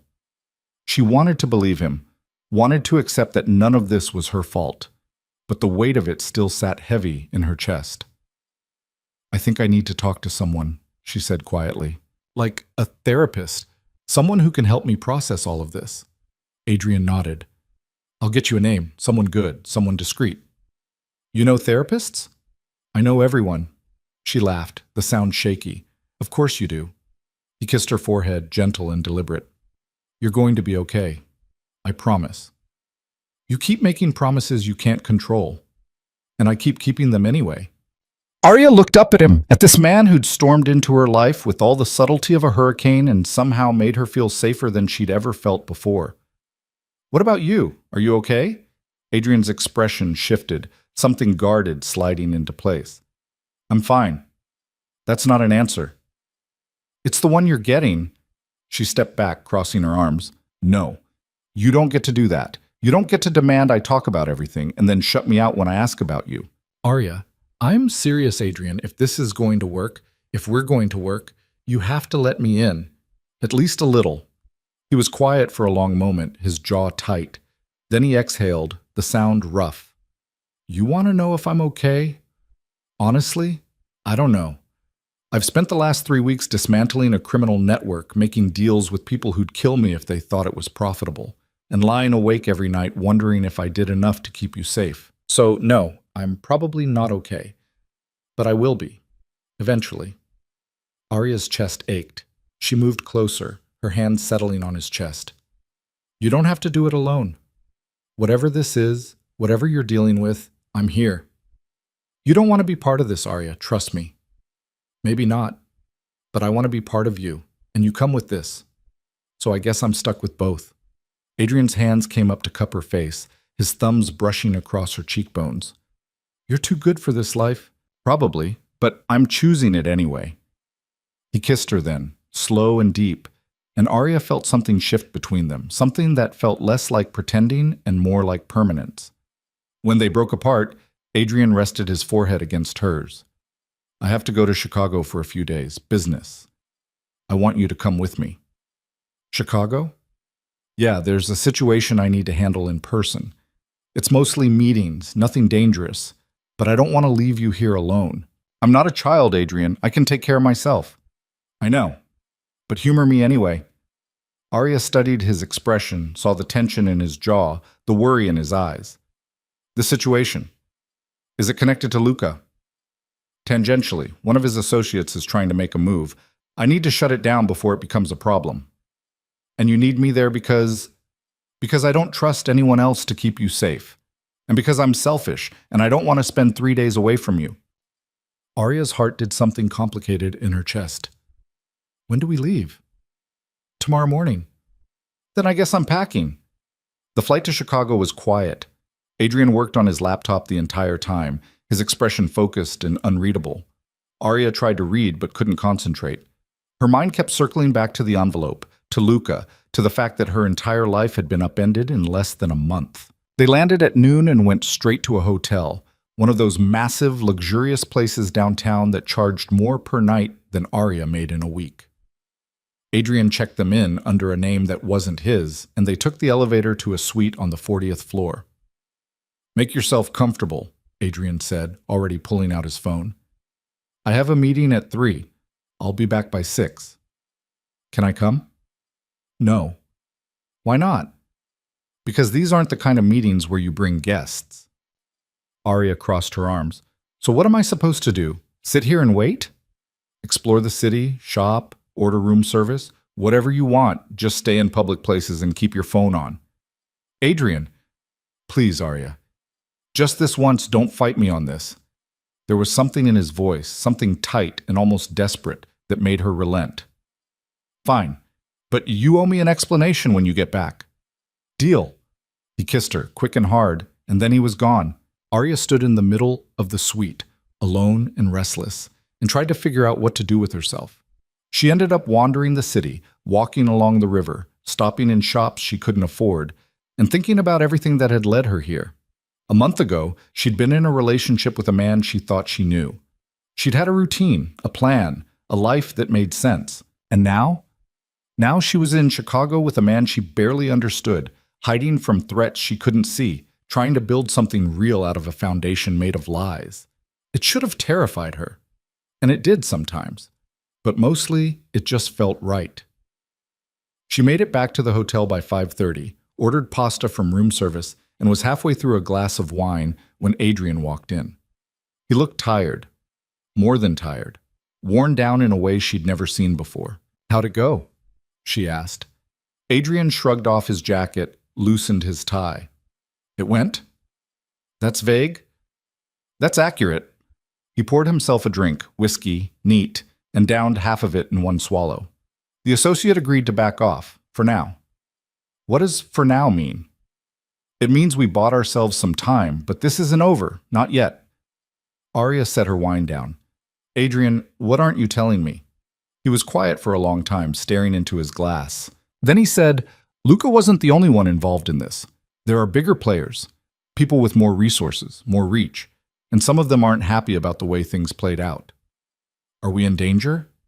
"Not immediate danger, but it's complicated." "Stop saying that. Stop hiding things from me. If we're in this together, I need to know what we're dealing with." Adrian looked at her, his expression raw. "You want the truth? Fine. There are 3 organizations that want the information on that hard drive. The Volkovs got some of it, but not all. The rest is leverage. Insurance.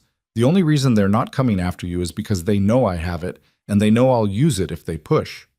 Arya's blood went cold. "So we're not safe, not really. We're as safe as we can be. But in this world, safety is conditional. It's a negotiation, and I'm very good at negotiating." "That's not reassuring." "It's the truth." Arya stood, her hands shaking. "So what do we do? Just keep living like this? Always looking over our shoulders?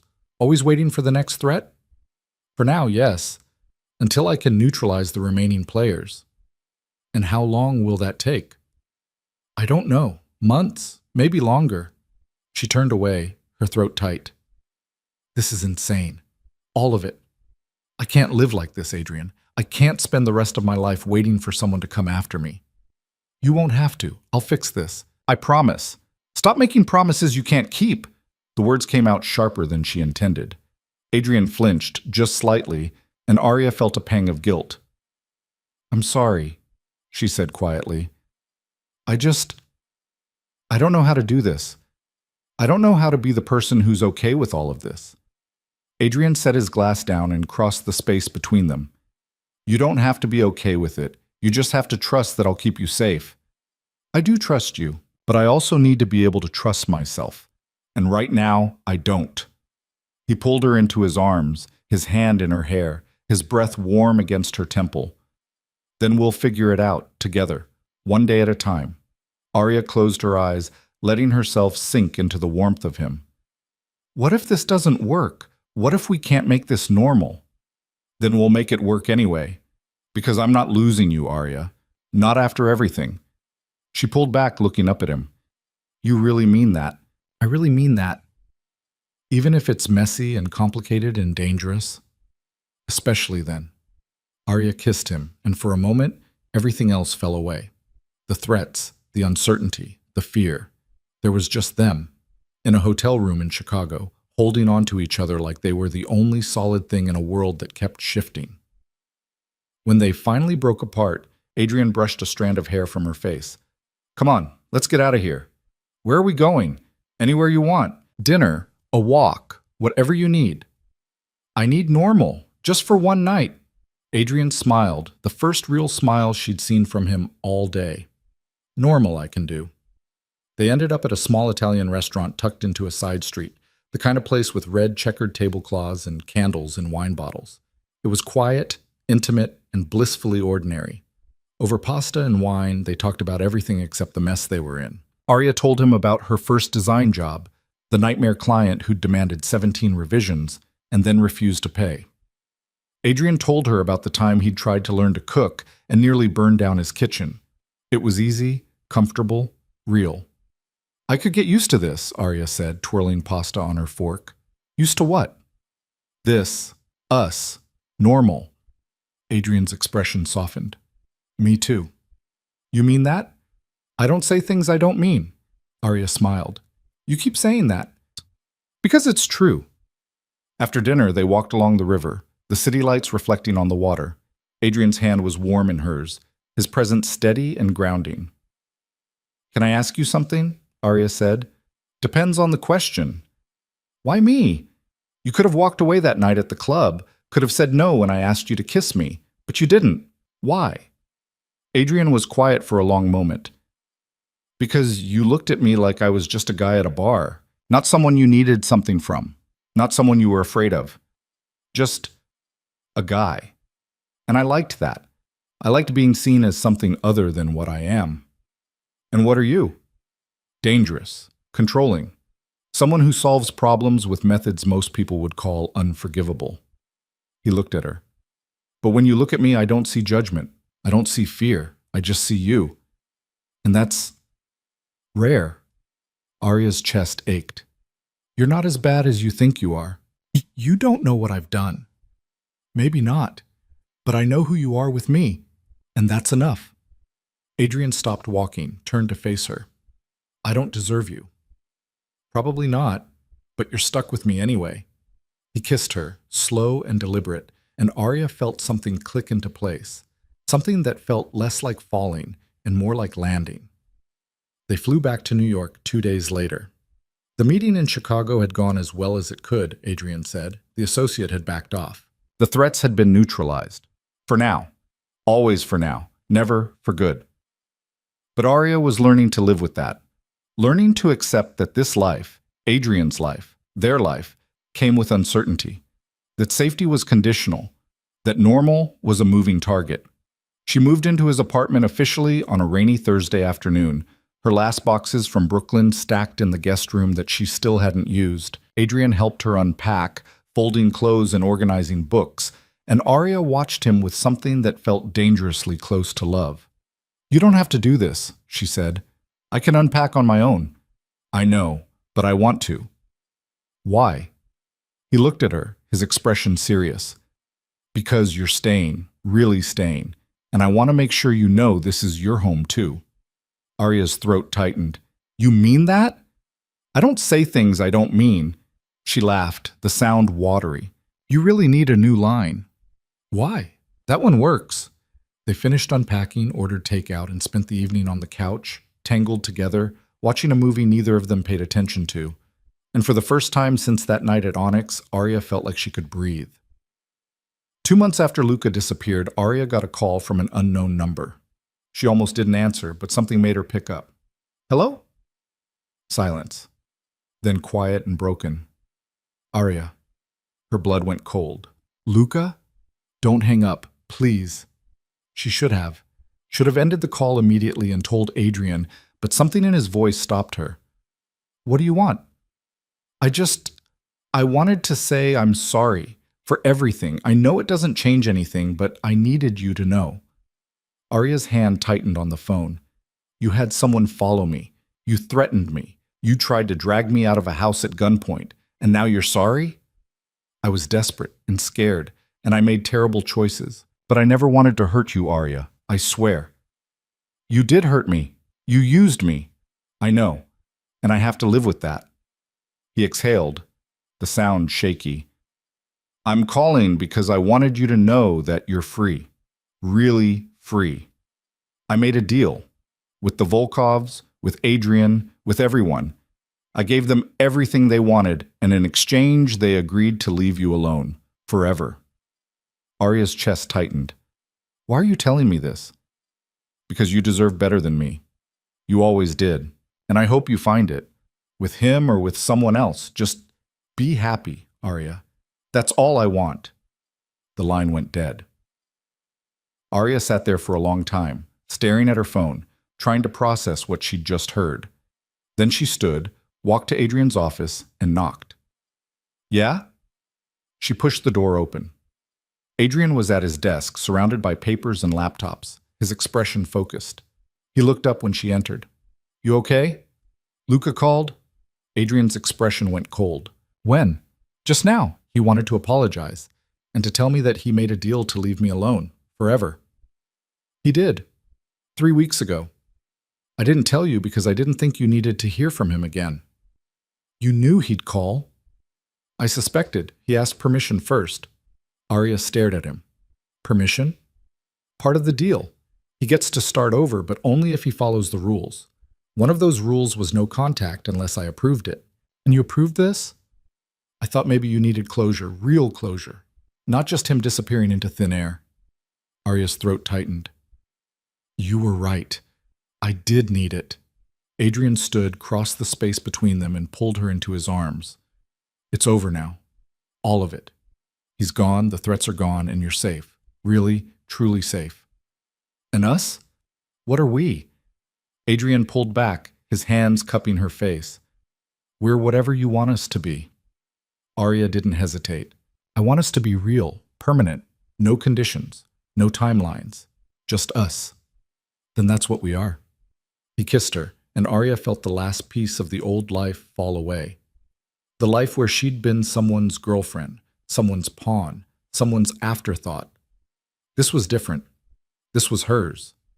Built on honesty and risk and the terrifying, beautiful choice to stay even when leaving would have been easier. 6 months later, Arya stood in Adrian's kitchen, their kitchen, making coffee while he took a call in the next room. She'd started taking on bigger clients, rebuilding her portfolio, creating work she was proud of. Adrian had stepped back from some of his more dangerous dealings, focusing on legitimate business ventures that didn't require him to negotiate with criminals. It wasn't perfect. There were still hard conversations, still moments when his world collided with hers in ways that felt impossible. But they made it work, because they chose to. Every single day. When Adrian walked in, he wrapped his arms around her from behind, his chin resting on her shoulder. Morning. Morning. She turned in his arms, looking up at him. What was the call? Nothing important, just closing out the last of the Vance Industries mess. It's really over? It's really over. Arya smiled, the weight of the last year finally lifting. So what do we do now? Adrian's mouth curved. Whatever we want. Travel, build something, stay here and drink coffee every morning. I don't care as long as you're with me. That's a pretty big commitment. I'm aware. You sure you're ready for that? Adrian kissed her, slow and deliberate. I've been ready since the night you asked me to kiss you. Everything since then has just been catching up. Arya laughed, the sound light and free. Then I guess we're doing this. We're doing this. And as the morning light streamed through the windows, painting everything in shades of gold, Arya realized something. She'd spent so long trying to fit into someone else's life, trying to be what they needed, that she'd forgotten what it felt like to just be herself. But here, with Adrian, she didn't have to be anything other than who she was. Messy and complicated and still figuring things out. And he loved her anyway. Not in spite of it, but because of it. That 10-second kiss in a crowded club had changed everything. It had ended one life and started another. And while the path forward was uncertain, while there would be challenges and complications and moments when she questioned everything, Arya knew one thing for sure. She was exactly where she was supposed to be, with a man who'd promised to keep her safe and actually meant it, with a life she'd chosen, not one she'd settled for, with a future that was hers to shape. And that, she thought as Adrian pulled her close and kissed her again, was more than enough. It was everything.